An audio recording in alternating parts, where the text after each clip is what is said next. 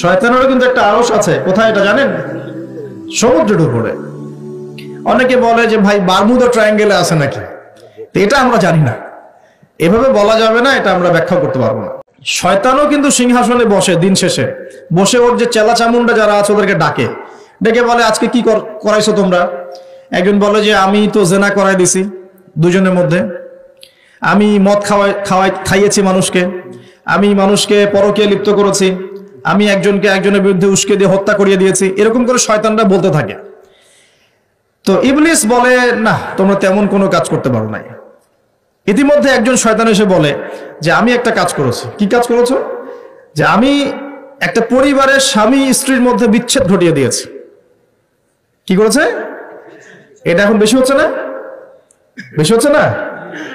আপনারা খবর রাখেন না মনে হয়, পড়াশোনা করে দেখেন, প্রতি 3-4 মিনিট একটা ডিভোর্সের ঘটনা ঘটে, প্রতি 3-4 মিনিটের মধ্যে। তো এবার শয়তান তাকে ডাকে, এদিকে আসো, তুমি একটা কাজের কাজ করেছো। তখন নিজের গলার যে মালা বা যেটা আমরা গোল্ড মেডেল বলি, অ্যাওয়ার্ড যেটা বলি, এটা তার গলায় সে পরিয়ে দেয়, দিয়ে বলে তুমি একটা কাজের কাজ করেছো। তার মানে আমরা বুঝতে পারলাম শয়তানের কাছে সবচেয়ে বড় একটা মিশন কি? পরিবারগুলোকে ধ্বংস করে দেয়। খুব সতর্ক থাকতে হবে আমাদের সবাইকে। আল্লাহ পাক আমাদের সবাইকে ধৈর্য দান করুন। আমি আর পরিবার টিকে থাকে ধৈর্যের উপরে। আরেকটা বিষয় বলে দেই, স্বামী স্ত্রীর মধ্যে, যুবকরা এটা উপকৃত হবেন ইনশাআল্লাহ, স্বামী স্ত্রীর মধ্যে শুধুমাত্র ভালোবাসা পরিবার টিকানোর জন্য যথেষ্ট না। স্বামী স্ত্রীর মধ্যে ভালোবাসার চাইতেও বেশি প্রয়োজন হচ্ছে একে অপরের প্রতি বিশ্বাস। কি দরকার? বিশ্বাস না থাকলে ভালোবাসা টিকবে না। প্রয়োজন একে অপরের সম্মানবোধ, একজন একজনের সম্মানটা যেন বোঝে, এবং আনুগত্যের প্রয়োজন আছে। স্ত্রীরা যদি স্বামীদের আনুগত্য না করে সংসার টিকে না, সংসার ভেঙে যায়। বিশ্বাস, আনুগত্য, ভক্তি, সম্মান, শ্রদ্ধা, এর সাথে যখন ভালোবাসা যুক্ত হবে তখন পরিবারটা ইনশাআল্লাহ জান্নাতি পরিবার। আর কিছু বলদ আবার বলে দিতে পারে যে পরিবারকে আবার জান্নাতের সাথে তুলনা করে ফেললো। এটা কি পরিবারকে জান্নাতের সাথে তুলনা করে দিলাম? জান্নাতি পরিবার মানে কি? পরিবারের মধ্যে আপনি সুখে আছেন। কিছু মানুষ কথার রূপকথাও ধরতে পারে না, এমনও কিছু মিন মাইন্ডেড মানুষ আমাদের সমাজে আছে, কথা সেন্টেন্সের রূপকথাও ধরার মতো জ্ঞান আল্লাহ পাক তাদেরকে দেন নাই। ইউসুফ আলাইহিস সালামকে ডাকছেন, ইউসুফ আলাইহিস সালাম সামনে আসলেন। এখন ওই যে আজিজ তার স্ত্রী মহিলাদেরকে ডেকে বলছেন তোমাদের হাতে একটা করে চাকু, একটা করে ফল আছে, ইউসুফ আসো, বাইরে আসো। ইউসুফ বের হলেন। ইউসুফ আলাইহিস সালামকে দেখে এই মহিলারা কি করেছিল? ওই ফল কাটতে গিয়ে হাত কেটে ফেলছে। হাত কেটে ইউসুফের দিকে তাকিয়ে তারা বলছে যে মা হাযা ইল্লা বাশারা, এটা তো মানুষ না, ইনি তো মনে হচ্ছে মালাকুন কারীম, একজন সম্মানিত ফেরেশতা। কি বলছেন মেয়েরা? এ তো মানুষ না, এ তো মনে হচ্ছে ফেরেশতা, এত সুদর্শন, এত সুন্দর মানুষ হয়। তো এখন এই মহিলাগুলো কি ইউসুফ আলাইহিস সালামকে ফেরেশতার সাথে তুলনা করলো? বুঝতে পারেন না কথা? এই মহিলারা কি ইউসুফ আলাইহিস সালামকে ফেরেশতা বানাই দিল, না একটা উপমা দিয়েছে? আশ্চর্য একটা বিষয়। আপনি যদি মদিনায় যান, পরিবেশ দেখে বলেন মাশাআল্লাহ, একটা জান্নাতি পরিবেশ আছে, মানে কি আপনি মদিনা সমান সমান জান্নাত বানালেন? মানে এরা বাম পক্ষ সমান সমান ডান পক্ষ প্রমাণিত, এই তত্ত্বে বিশ্বাস করে। মানে ওই যে left hand side right hand side অঙ্ক করছেন না, 2+2 = 4। কি বলবো, কাশ্মীর একটা জায়গা আছে না, কাশ্মীর একটা রিনাউন্ড প্রবাদ হচ্ছে কাশ্মীরকে এই পৃথিবীর ভূস্বর্গ বলা হয়। শুনেন নাই? কাশ্মীরকে পৃথিবীর ভূস্বর্গ। তার মানে কি কাশ্মীর আর জান্নাত সমান সমান? কাশ্মীর সমান সমান জান্নাত? এখন আপনি ইন্তেকাল করলে, আমরা ইন্তেকাল করলে কবর হবে হয় জান্নাতের টুকরা, না হলে জাহান্নাম, জান্নাতের বাগান, না হলে জাহান্নামের গর্ত। এটা আছে না হাদিসে? কবর হবে হয় জান্নাতের বাগান, না হলে কি জাহান্নামের গর্ত। এখন একজন জান্নাতি মানুষ, মনে করেন একজন জান্নাতি মানুষ, আমরা যার ব্যাপারে জানি যে তিনি জান্নাতি, যেমন এক্সাম্পল দিচ্ছি, নাম হচ্ছে মুয়াজ বিন জাবাল। নাম জানেন? সাহাবীর নাম শুনেছেন? মুয়াজ বিন জাবাল রাদিয়াল্লাহু আনহু ইনশাআল্লাহ জান্নাতি না জাহান্নামী? ইনশাআল্লাহ জান্নাতি। এখন মাওলানা তারেক জামিল সাহেব, তিনি তার হাফিজাহুল্লাহ তার কবর জিয়ারত করতে গিয়েছেন, এই কয়েকদিন আগের ঘটনা। আর সেখানে গিয়ে তিনি বলছেন যে আমি কবরের সামনে দাঁড়িয়ে আমি দোয়া করতে শুরু করলাম, মিশক আম্বরের ঘ্রাণ পেতে শুরু করলাম।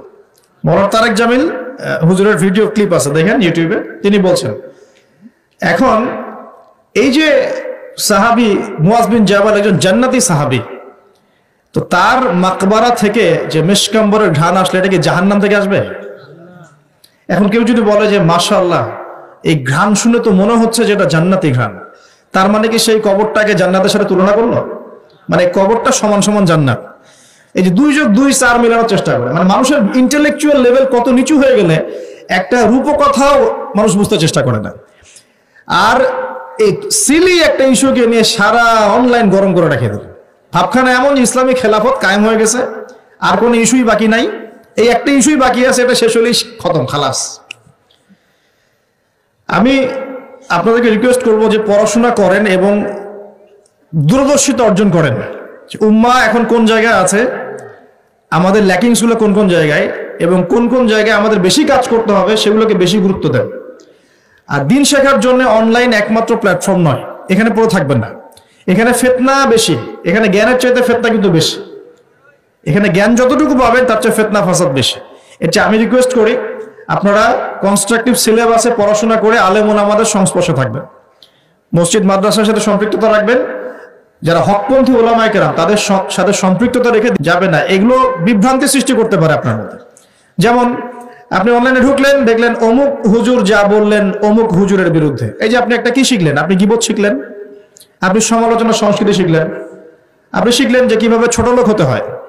হ্যাঁ, আপনি আবার আরেকটা ক্লিপে দেখলেন যে যার বিরুদ্ধে বলেছে সে আবার যা বললো তার বিরুদ্ধে কন্টেন্ট আছে না। এখন আপনি ওখানে গিয়ে দেখলেন যে কিভাবে কুতর্ক করতে হয়। আসলে শিখলেনটা কি? আপনি কিছু শিখেন নাই, কিন্তু আপনি আদতে কিন্তু কিছু শিখতে পারলেন না। এখন অনলাইনের পুরো জগৎটা এভাবে ভরে গেছে। আমি এমনও দেখেছি, মানে তাজ্জিব হয়ে যায় এগুলো কথা বলতে। আমার মানে খুব, আমি হীনমন্যতায় ভুগছি কথাগুলো বলার ক্ষেত্রে, কিন্তু আপনাদের ইন্টেলেকচুয়াল লেভেলটাকে রাইজ করার স্বার্থে কথাগুলো বলছি। কারণ আমি আপনাদেরকে ভাই মনে করি। বাংলাদেশের প্রত্যেক সেক্টরের মানুষকে আমি আমার আপন ভাইয়ের মতো মনে করি, হোক সে পলিটিশিয়ান, হোক সে ইকোনমিস্ট বা প্রশাসনের লোক বা সাধারণ জনগণ, হুএভার হি ইজ। আপনি যখন পুরো জাতির সবাইকে আপন করতে পারবেন না, তাদেরকে নসিহত করতে পারবেন না, সাম্প্রদায়িক হয়ে যাবেন, তখন আপনি একটা সম্প্রদায়ের স্বার্থ দেখবেন, অন্যদের স্বার্থ আপনি দেখতে পারবেন না। কিন্তু দেখুন, আমার কথাটা গৌরবের সাথে শোনেন। একজন ব্যক্তি বিশুদ্ধ করে কোরআনও তেলাওয়াত করতে পারে না। একটা আয়াত তেলাওয়াত করতে আমি নিজে দেখছি তার 15-20টা ভুল হচ্ছে। ভুলগুলো এমন মেজর মেজর ভুল হচ্ছে যে আয়াতের অর্থ বিকৃত হয়ে যাচ্ছে।